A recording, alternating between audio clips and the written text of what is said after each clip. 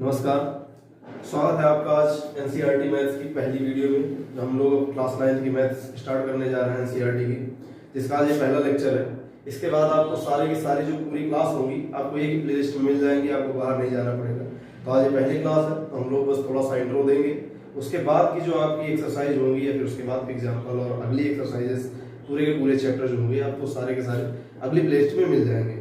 तो आइए आज हम लोग बात कर लेते हैं नंबर सिस्टम, जो कि हमारा पहला ही चैप्टर है नंबर सिस्टम।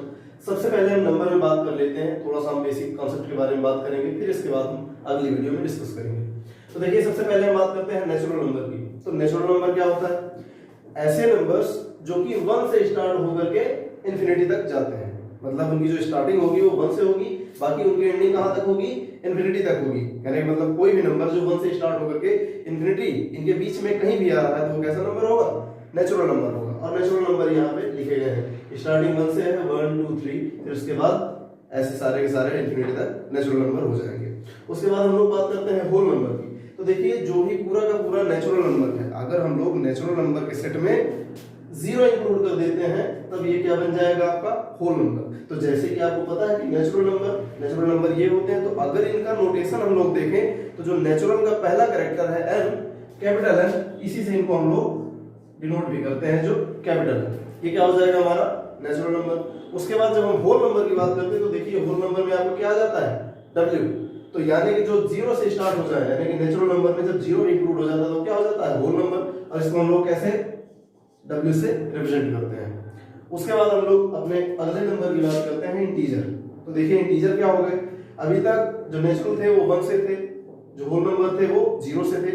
तो अब अगर हम उन्हीं सारे नंबर्स के नेगेटिव नंबर्स भी ऐड कर दें, यानी कि जब हम नंबर लाइन पर पॉजिटिव डायरेक्शन में तो जा ही रहे हैं, जब हम नेगेटिव डायरेक्शन वाले नंबर्स को इंक्लूड कर लेते हैं, जैसे कि देखिए माइनस इंफिनिटी से चल करके हम -3 -2 -1 फिर 0, और ऐसे ही पॉजिटिव डायरेक्शन में हम बढ़ते चले जाते हैं, तो ऐसे नंबर्स क्या कहलाते हैं? इंटीजर्स। और इन इंटीजर्स को हम लोग किससे रिप्रेजेंट करते हैं?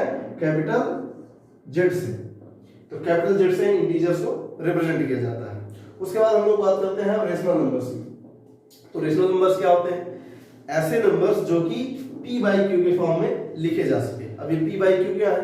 ये p/q दो ऐसे इंटीजर हैं जो कि को प्राइम है। तो देखिए, इंटीजर तो आप यहां पढ़ चुके हैं कि यहां माइनस से लेकर के प्लस तक जा रहे हैं जो नंबर, वो इंटीजर होते हैं। अब को प्राइम क्या होते हैं?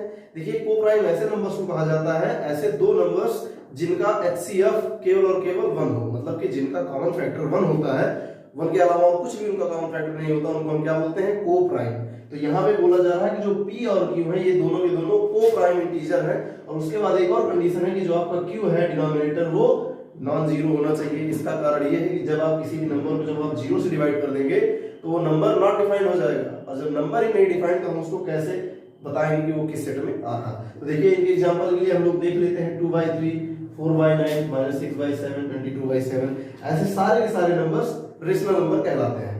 तो इसके आगे के जो आगे टॉपिक दिए गए हैं, इसके बाद जो आपकी एक्सरसाइज आएंगी या फिर इसके आगे के जो चैप्टर हैं आपको प्लेलिस्ट में मिल जाएंगे।